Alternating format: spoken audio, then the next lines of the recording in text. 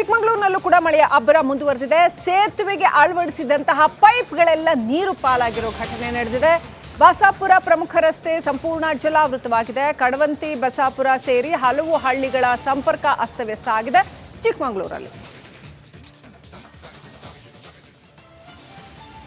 ಕರ್ನಾಟಕದ ಹಲವು ಭಾಗಗಳಲ್ಲಿ ವರುಣ ಸಾಕಷ್ಟು ಆರ್ಭಟಿಸಿದ್ದಾನೆ, ಅನಾಹುತಗಳನ್ನು ಸೃಷ್ಟಿ ಮಾಡಿದ್ದಾನೆ. ಅದೇ ರೀತಿ ಚಿಕ್ಕಮಗಳೂರಲ್ಲೂ ಕೂಡ ರಸ್ತೆ ಸಂಪರ್ಕ ಆಲ್ಮೋಸ್ಟ್ ಕಡಿತಗೊಳ್ಳುವ ಸ್ಥಿತಿಗೆ ಬಂದಿದೆ. ದೃಶ್ಯಗಳಲ್ಲಿ ನೋಡ್ತಾ ಇದ್ದೀರಾ, ಬಸಾಪುರ ಚಿಕ್ಕಮಗಳೂರು ಮುಖ್ಯ ರಸ್ತೆಗಳು ಜಲಾವೃತ ಆಗಿದೆ.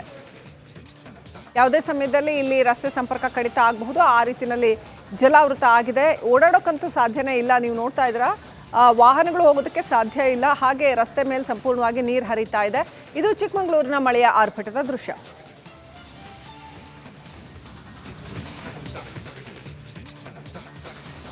ರಸ್ತೆ ಮೇಲೆ ಪೂರ್ತಿಯಾಗಿ ನೀರು ಹರಿತಾ ಇದೆ. ಮುಖ್ಯ ರಸ್ತೆಗಳೇ ಸಂಪೂರ್ಣ ಜಲಾವೃತ ಆಗಿದೆ. ಇನ್ನು ವೆಹಿಕಲ್ಸ್ ಓಡಾಡೋಕ್ಕಂತೂ ಕಷ್ಟನೇ ಆಗುತ್ತೆ.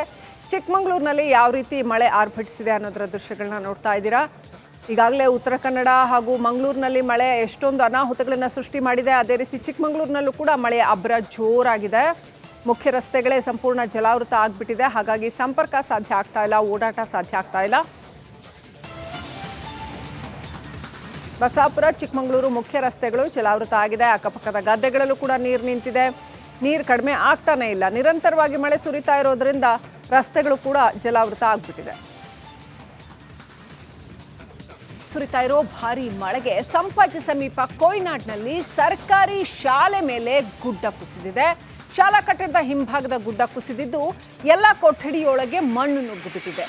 ಪೀಠೋಪಕರಣಗಳು ಸಂಪೂರ್ಣ ಧ್ವಂಸವಾಗಿದ್ದಾವೆ. ಈ ಬಗ್ಗೆ ಒಂದು ವಾಕ್ ಥ್ರೂ ಇದೆ, ಬನ್ನಿ ನೋಡಿ. ಕೊಡಗು ಜಿಲ್ಲೆಯಲ್ಲಿ ಧಾರಾಕಾರ ಮಳೆ ಮುಂದುವರೆದಿದೆ. ಪರಿಣಾಮ ಶಾಲೆಯ ಮೇಲೆ ಭೂಕುಸಿತವಾಗಿರುವಂಥದ್ದು. ಮಡಿಕೇರಿ ತಾಲೂಕಿನ ಸಂಪಾಜೆ ಸಮೀಪ ಕೊಯ್ನಾಡು ಹಿರಿಯ ಪ್ರಾಥಮಿಕ ಶಾಲೆ, ಈ ಶಾಲೆ ಮೇಲೆ ಭೂಕುಸಿತವಾಗಿರುವಂಥದ್ದು ನೋಡಿ ಯಾವ ರೀತಿ ಇದೆ ಅಂತೇಳಿ.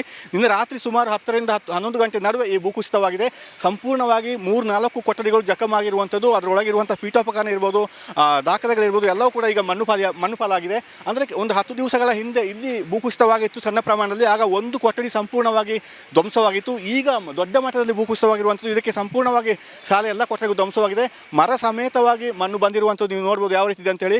ಮತ್ತು ಇನ್ನಷ್ಟು ಮಣ್ಣು ಕುಸಿಲಿಕ್ಕೆ ಇಲ್ಲಿ ಕುಸಿತಾ ಇದೆ, ಸ್ವಲ್ಪ ಪ್ರಮಾಣದಲ್ಲಿ ಬರ್ತಾ ಇದೆ. ಮಳೆ ಹೆಚ್ಚಾದರೆ ಮತ್ತಷ್ಟು ಭೂಕುಸಿತವಾಗುವ ಆತಂಕ ಕೂಡ ಇಲ್ಲಿ ಇದೆ. ಮತ್ತು 2022ರಲ್ಲಿ ಇಲ್ಲಿ ನೋಡ್ಬೋದು ದೊಡ್ಡ ಪ್ರಮಾಣದಲ್ಲಿ ಭೂಕುಸಿತವಾಗಿತ್ತು ಶಾಲೆ ಪಕ್ಕ. ಅದನ್ನೆಲ್ಲ ತೆರವು ಮಾಡಿದ್ದಾರೆ. ಈಗ ಮತ್ತೆ ಇಲ್ಲಿ ಆಗಿರುವಂಥದ್ದು. ಆದ್ದರಿಂದ ಇಲ್ಲಿ ಆತಂಕ ಇದ್ದೇ ಇದೆ. ಅಂದರೆ 100ಕ್ಕೂ ಹೆಚ್ಚು ವಿದ್ಯಾರ್ಥಿಗಳು ವಿದ್ಯಾಭ್ಯಾಸ ಮಾಡ್ತಾ ಇದ್ದಾರೆ. ಅವರಿಗೆ ಇಲ್ಲಿ ಸಮಸ್ಯೆ ಇದೆ, ಬದಲು ವ್ಯವಸ್ಥೆ ಮಾಡಬೇಕಾಗಿದೆ. ಆದರೆ ಯಾವಾಗಲೂ ಇದು ಆತಂಕದಲ್ಲೇ ಕಾಲ ಕಳೆಯುವಂಥ ಪರಿಸ್ಥಿತಿ ಇಲ್ಲಿ ನಿರ್ಮಾಣವಾಗಿದೆ. ಆದ್ದರಿಂದ ಆದಷ್ಟು ಬೇಗ ಇಲ್ಲಿ ವಿದ್ಯಾರ್ಥಿಗಳಿಂದರೆ ಅವರಿಗೆ ಬದಲು ವ್ಯವಸ್ಥೆ ಮಾಡಿದರೆ ಚೆನ್ನಾಗಿರುತ್ತೆ. ಮತ್ತು ಇಲ್ಲಿ ಯಾವುದೇ ರೀತಿಯಲ್ಲಿ ಶಾಲೆ ನಡೆಸಲಿಕ್ಕೆ ಯೋಗ್ಯವಾಗಿಲ್ಲ ಅಂತ ಹೇಳಿ ಕಂಡು ಬರ್ತಾ ಇದೆ. ಅಂದರೆ ಮಣ್ಣು ಇನ್ನಷ್ಟು ಮೇಲ್ಭಾಗ ಮಣ್ಣು ಬರುವಂಥ ಎಲ್ಲ ಸಾಧ್ಯತೆ ಕಂಡು ಬರ್ತಾ ಇದೆ. ಕ್ಯಾಮರಾ ಪರ್ಸನ್ ದಿವಾಕರ್ ಜೊತೆ ಅನುಕರ್ಯಪ್ಪ, ರಿಪಬ್ಲಿಕ್ ಕನ್ನಡ, ಕೊಡಗು.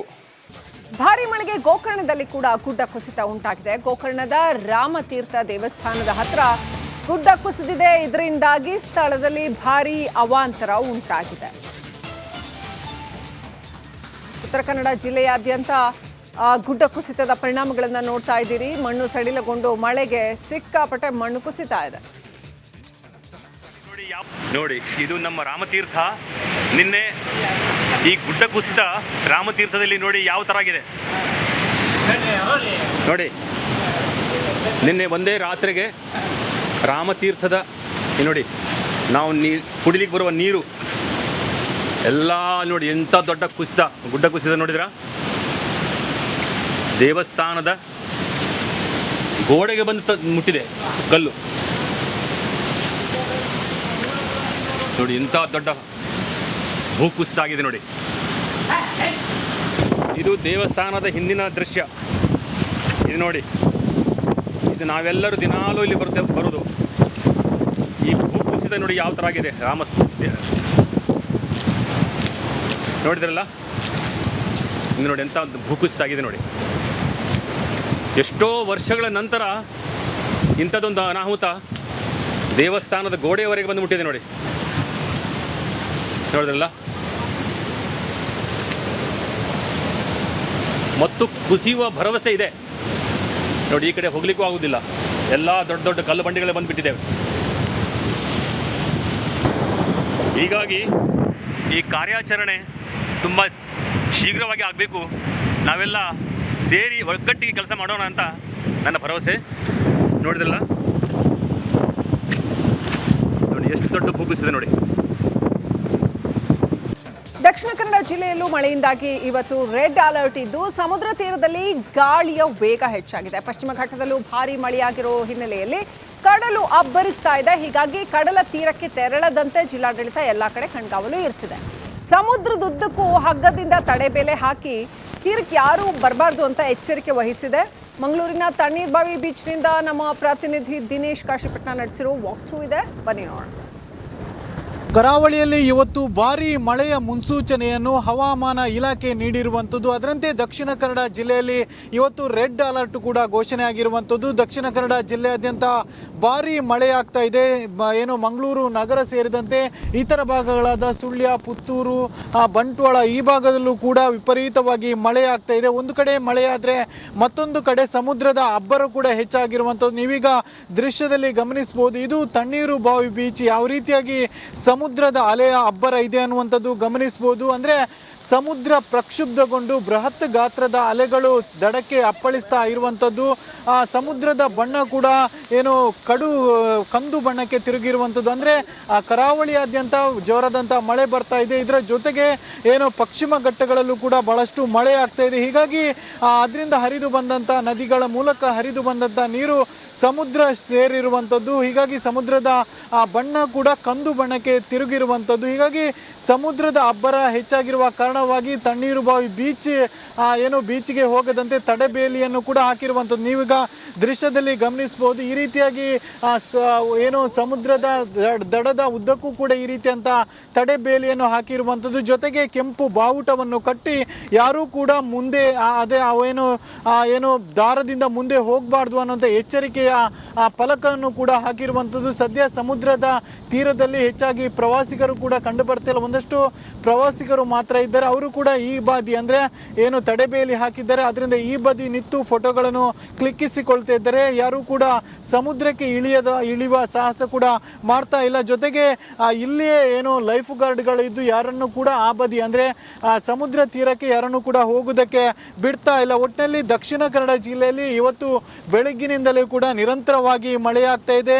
ಆ ಮಳೆಯ ಪರಿಣಾಮವಾಗಿ ಯಾವುದೇ ರೀತಿಯ ಅವಘಡ ಸಂಭವಿಸಬಾರ್ದು ಅನ್ನೋಂಥ ದೃಷ್ಟಿಯಲ್ಲಿ ಒಂದಷ್ಟು ಮುಂಜಾಗ್ರತಾ ಕ್ರಮಗಳನ್ನು ಕೂಡ ಜಿಲ್ಲಾಡಳಿತ ಕೈಗೊಂಡಿರುವಂಥದ್ದು. ಅಂದರೆ ಇವತ್ತು ಶಾಲಾ ಕಾಲೇಜುಗಳಿಗೂ ಕೂಡ ರಜೆಯನ್ನು ಘೋಷಣೆ ಮಾಡಿರುವಂಥದ್ದು ಮತ್ತು ಆ ಮೀನುಗಾರರು ಯಾರೂ ಕೂಡ ಸಮುದ್ರಕ್ಕೆ ಇಳಿಬಾರ್ದು, ಜೊತೆಗೆ ನದಿ ತೀರದಲ್ಲೂ ಕೂಡ ಮೀನುಗಾರಿಕೆ ನಡೆಸಬಾರ್ದು ಅನ್ನೋಂಥ ಎಚ್ಚರಿಕೆಯನ್ನು ಕೂಡ ನೀಡಿರುವಂಥದ್ದು. ಜೊತೆಗೆ ಸಮುದ್ರ ತೀರ ಮತ್ತು ನದಿ ತೀರದಲ್ಲಿ ಯಾರೆಲ್ಲ ವಾಸಿಸ್ತಾ ಇದ್ದಾರೆ ಅವರೆಲ್ಲರೂ ಕೂಡ ಎಚ್ಚರಿಕೆಯಿಂದ ಇರಬೇಕು. ನೀರಿನ ಮಟ್ಟ ಮತ್ತಷ್ಟು ಏರಿಕೆಯಾದ ಸಂದರ್ಭದಲ್ಲಿ ಒಂದಷ್ಟು ಮುಂಜಾಗ್ರತಾ ಕ್ರಮಗಳನ್ನು ಕೂಡ ನೀಡಿರುವಂಥದ್ದು, ಸೂಚನೆಗಳನ್ನು ಕೂಡ ಜಿಲ್ಲಾಡಳಿತ ನೀಡಿರುವಂಥದ್ದು. ಕ್ಯಾಮರಾ ಪರ್ಸನ್ ದಿವಾಕರ್ ಪದ್ಮಂಜ ಜೊತೆ ದಿನೇಶ್ ಕಾಶಿಪಟ್ನ, ರಿಪಬ್ಲಿಕ್ ಕನ್ನಡ, ಮಂಗಳೂರು. ಮೊಹರಂ ಆಚರಣೆ ಸಂದರ್ಭದಲ್ಲಿ ಪೊಲೀಸರು ಲಾಠಿ ಚಾರ್ಜ್ ಮಾಡಿದ್ದಾರೆ. 2 ದೇವರ ಭೇಟಿ ವೇಳೆ ಪೊಲೀಸರು ಲಾಠಿ ಚಾರ್ಜ್ ಮಾಡಿರ್ತಕ್ಕಂಥ ಘಟನೆ ಬೆಳಗಾವಿ ಜಿಲ್ಲೆ ಪಶ್ಚಾಪುರ ಗ್ರಾಮದಲ್ಲಿ ನಡೆದಿದೆ. ಯಮಕನಮರಡಿ ಠಾಣೆ ಎಎಸ್ಐ ಹಾಗೂ ಓರ್ವ ಪೇದೆ ಹಲ್ಲೆ ಮಾಡಿದ್ದಾರೆ ಅಂತ ಹೇಳಲಾಗಿದೆ. ಉದ್ದೇಶಪೂರ್ವಕವಾಗಿ ಹಲ್ಲೆ ನಡೆಸಿದ್ದಾರೆ ಅಂತ ಮುಸ್ಲಿಮರು ಆರೋಪ ಮಾಡ್ತಾ ಇದ್ದಾರೆ. ಪಶ್ಚಾಪುರ ಗ್ರಾಮದ ನಡುವಿನ ಪೇಟೆ ಹತ್ರ ಬಂದಾಗ ಏಕಾಏಕಿ ಲಾಠಿ ಚಾರ್ಜ್ ಮಾಡಿದ್ರು ಪೊಲೀಸರು ಅಂತ ಹೇಳಲಾಯಿತು. 2 ದೇವರ ಭೇಟಿ ಸಂದರ್ಭದಲ್ಲಿ ಟೊನ್ನೆಬಾವು ಕರಬಾಲ ಅನ್ನುವಂಥ ಸಂಪ್ರದಾಯದ ಆಚರಣೆ ವೇಳೆ ಈ ಘಟನೆ ನಡೆದಿದೆ ಅಂತ ಹೇಳಲಾಗಿದೆ. ಸ್ಥಳದಲ್ಲಿ ಯಮಕನಮರಡಿ ಪೊಲೀಸ್ ಠಾಣೆಯ ಎಎಸ್ಐ ಇದ್ರು ಅಂತ ಹೇಳಲಾಗಿದೆ. ಎಎಸ್ಐ ಮತ್ತು ಓರ್ವ ಪೇದೆ ಹಲ್ಲೆ ಮಾಡಿದ್ದಾರೆ ಅನ್ನೋದು ಮುಸ್ಲಿಮರ ಆರೋಪ. ಉದ್ದೇಶಪೂರ್ವಕವಾಗಿ ಪೊಲೀಸರು ಹಲ್ಲೆ ನಡೆಸಿದ್ದಾರೆ ಅಂತ ಮುಸ್ಲಿಂ ಬಾಂಧವರು ಆರೋಪ ಮಾಡಿದ್ದಾರೆ.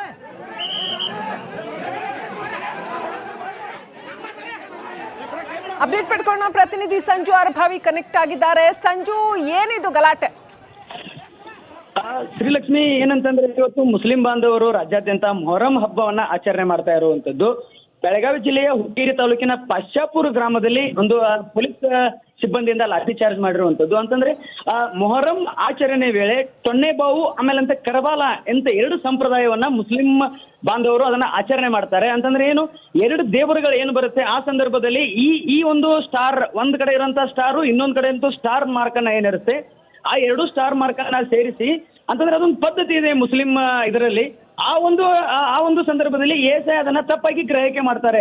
ಅಂತಂದ್ರೆ ಅವರ ಬಳಿಯಲ್ಲಿ ಒಂದು ಲಾಠಿಗಳು ಸಹ ಇರುತ್ತೆ, ಅವರ ಇದರಲ್ಲಿ ಬಡಿಗೆ ಸಹನ್ನ ಹಿಡ್ಕೊಂಡು ಆ ಒಂದು ಸಂಪ್ರದಾಯನ ಆಚರಣೆ ಮಾಡ್ತಿರ್ತಾರೆ.